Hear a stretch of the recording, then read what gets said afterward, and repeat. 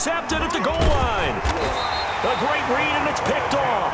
And they'll have the football, but deep in their own territory as he's brought down at the 5. Out is the kickoff unit as they run up and send this one away. Takes it at the 7. And he'll be out of bounds just shy of the 30, right about the 29. The Steelers take over 1st and 10 at their own 29-yard line. The Pittsburgh offense at the line to start their next drive. And looking at this situation, Charles, you got more than a minute. You've got all 3 timeouts. Probably no need to play this safe. So what you're saying is that we're doing a little bit of a mind meld here, aren't we? Because I'm thinking along the same lines as you. This amount of time, don't be compelled to play it too safe. This is a chance to get points on the board. Press it a little bit. Especially since a touchdown here gets you the lead. He's going to loft one deep left side here. Into double coverage, and it's intercepted. Picked off by the Pro Bowler, Marcus Peters. Oh, man, Brandon, not a real good throw that time. It looked like he tried to put a little too much air under this one, and it turned into a floater. And defensively, this is a dream. He could have fair caught that one. That was way too easy. And bringing it in right side here, Beckham. And he's going to be out up around the 45-yard line. That'll be marked as a 27-yard pickup. Browns 1st down. They'll run it here with Hunt. 2 yards the loss, 2nd and 12. Now the Browns signal for the second of their timeouts as they get the stoppage with a little over 50 seconds to go in the first half. At the 42-yard line. On 2nd down, Favre. Going for Metcalf on the deep ball. And for the 3rd time here in this half, it's intercepted. Picked up by Minkah Fitzpatrick. And he'll get this back across the midfield stripe and down to the 47-yard line. Certainly feels like the classic second guess, but let's be honest about it. They had a chance going to halftime with the lead. Why did they take a chance with a throw there? I don't understand that. Well, that's what I'm wondering. And now this defense has to try to protect that lead going into the locker room. The Steelers signal for the second of their timeouts as the clock will stop with 33 seconds to go in the first half. That last catch short of the marker by just a yard leaves them with a very manageable 2nd and 1. Now, meanwhile, the throw by Vick incomplete. It was knocked away. Chase Claypool, the intended target, and it's 3rd and short. Receiver coaches preach to their guys all the time. Separation, that's what's going to make the play successful. That time there was very little, and I think they were actually fortunate that it was only knocked away and not intercepted. This is Johnson. He's got it. And he doesn't quite make it, taking it within an eyelash. Dropped it to 1. They're able to convert on 3rd down, and that sets up a 1st and goal. So it's 1st and goal and a great opportunity to get that lead back before the break. And he's got it. No gain on the play there. It'll be 2nd down. Usually the offense has an answer to anything a defense throws at them, including a safety valve, and that's what they did on that play. They went there, but the defense still made an excellent. And caught in the end zone. Touchdown, Steelers. Andre Johnson, as the first half is winding down, and the Steelers have once again taken the lead. It'll be Vick once more, and that is caught for the 2 points. So 2 successful 2-point tries now for them. And you know what it does? It gives you a boost, a huge one for your team because, hey, you're dominating them now. They can't stop you either scoring touchdowns or 2-point conversions. But how about the defense? You don't know what to do at this stage. You can't stop them in any direction. 1st and 10 at their own 25-yard line.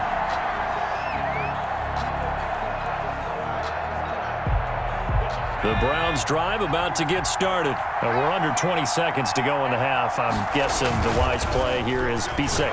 That is the wise play because if you think about trying to fool them here, Here's what you're facing. You're facing a loosened-up secondary, playing a lot deeper than normal. So even if you run some type of misdirection, you're only going to fool them for a second or so. And guess what? They're so deep, they're really not going to be out of position. Take the knee, get to the locker room. And he knocks the ball away, and it falls incomplete. The intended receiver was DK Metcalf. That'll bring up second down. Favre. He's got his man on the crossing route. And they're going to have themselves another first down as the tackle's made at the Steelers' 30. So we've hit intermission. It's halftime. This is the NFL, and it's a presentation of EA Sports. So time for the second half as the Steelers have the lead, and they will also be receiving the football here to start the third quarter. Fielded a couple yards into the end zone. And ultimately cannot get this out to the 25-yard line as he's dropped at the 23. First and 10 at their own 23-yard line. The Steeler offense here about ready for their next drive. They have the lead. Now they'll be looking to extend that lead. And this is where I enjoy talking. And the Browns pressure gets to him that time, and he's going to go down. Lawrence Taylor bringing the pressure yet again. That's his third sack here tonight. Now the pressure comes, and he goes down. Just inside the 10, back at the 9. It'll go as a loss of 3 on the sack, and it brings up third down. After the sack, they'll come up now third and long. Yeah, I wouldn't be surprised to see them run the ball here just to try and get some space. Oh, did he hang on to it? He did on the dive. Nice grab. They get 12 yards back, but it still leads to a fourth and long. Well, that kind of catch is supposed to pay off with at least a first down, isn't it? Instead, he'll just add it to his highlight reel, but they don't pick up the first. Yeah, he gets the yardage, he gets the catch, but now they have a decision to make. Here goes Vic on fourth down. Forced out to his left. Now he'll throw deep left side. And they will not be able to hook up there. It's incomplete. A surprising move to go for it predictably, at least somewhat predictably. It doesn't pay off. And the Browns are going to get this thing back. Excellent field position. And it's intercepted at the goal line. Picked up by Minka Fitzpatrick. And he'll be brought down at his own 10-yard line. Down pass. I tell you, Brandon, it seems like this guy's been all over the field so far. That's his second interception of the game. And so much of playing defense in the NFL, especially when it comes to defending the pass, is all about positioning and technique. And this is fantastic work on both fronts there. Eddie George. And he'll lose yardage and be down at the 7-yard line. They'll wind up losing 3 yards here. And that'll make this a 2nd and 13. Escaping the pressure right. And he's got his man in stride, complete.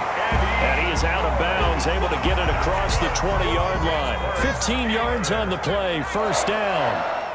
Now they can breathe a little easier, some room to operate as they've got it 1st and 10 now out past the 20. Flushed out right.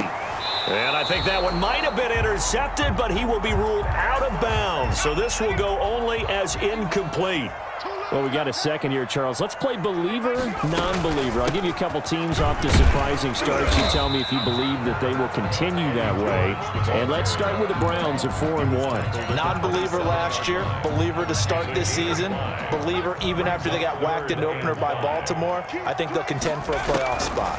Okay, the Bears, same record, 4-1. I still want to see more out of this team, but I like how their defense plays. Still need consistency on offense. And then lastly, what about the Panthers at 3-2? Oh, one of the great stories in the early going. Non-believer because I think their division's too tough with Tampa Bay and New Orleans. But boy, I like what they're doing so far at 3-2. Way better record than what people thought. They run on first down as they get about 3. 2nd and 7 forthcoming.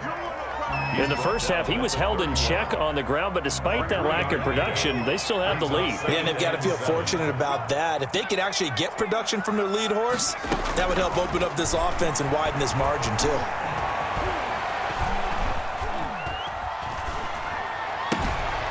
Now with throw downfield is taken in by his running back. And they're going to have another first down as he's going to be tackled at the Browns' 15-yard line. It's a pickup of 17 there, and it'll give them a fresh set of downs. And as they come to the line, they will not be able to get off another play as time has run out on this third quarter. You are watching Madden Ultimate Team on EA Sports. And look at this. They get the turnover they needed. It's intercepted. Picked off at the 14, and he brings it back to right around the 26-yard line. A seismic shift in momentum here in the fourth quarter. That's the break that the defense needed. And you know as well as I do, people are going to question the play call in that situation. Sometimes you have to question the execution, not necessarily the call. And in this case, those defenders found a way to give their team a chance. And he's taken down, but able to slip across the 35. Give him 10 yards there, and about by the nose of the football, he's going to have a first down. Now a play fake here on first down. It's a short one here, complete to the tight end. And he'll have it past midfield almost to the 40 before being taken down. 22 yards on the catch and run, a first down. 3 tight ends in the ball game here on 1st and 10.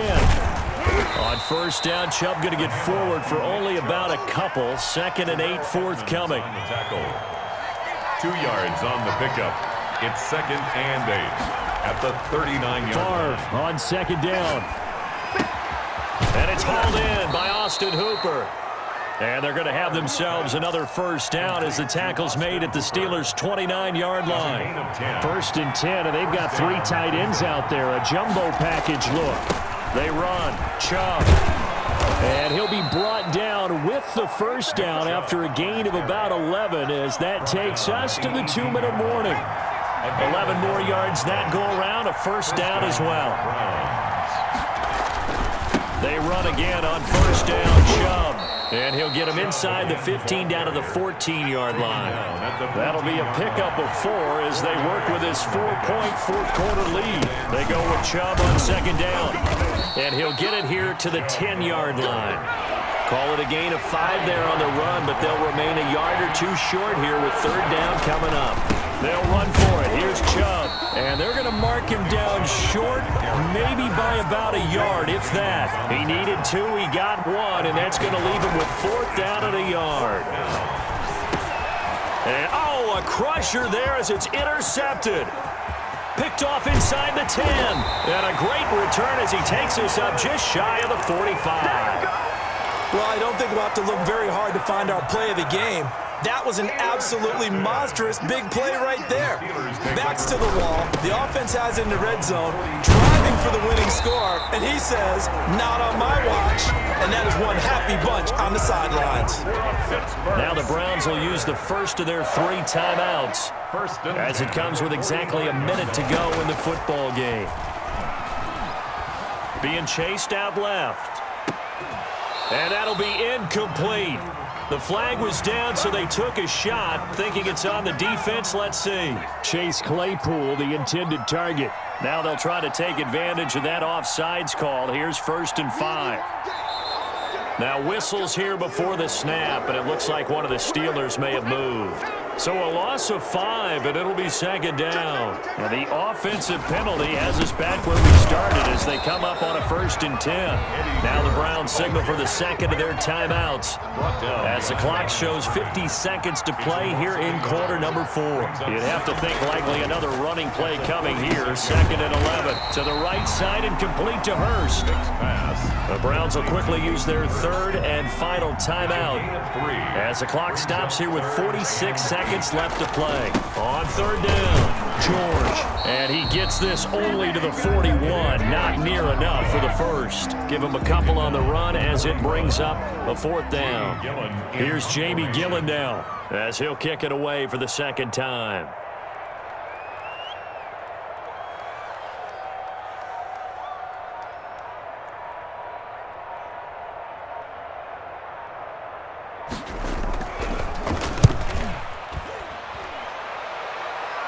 And this one's out of bounds. Should be inside the 10, I think it is. At the 6-yard line. 6-yard line. So well done there. And these punters, they get more specialized and better each and every year, don't they? They sure do. And now it's really not the American punters. It's the Australian punters with their kicking academies and that flat drop and just kind of kicking the nose of the football. They're able to almost stop it where they want to, like a good... And that's caught inside the 35. And he's in! Are you kidding me? How do you give that up? One of the most improbable ways to finish a game, and they do win it on the final play. Final score. So Cleveland able to come away.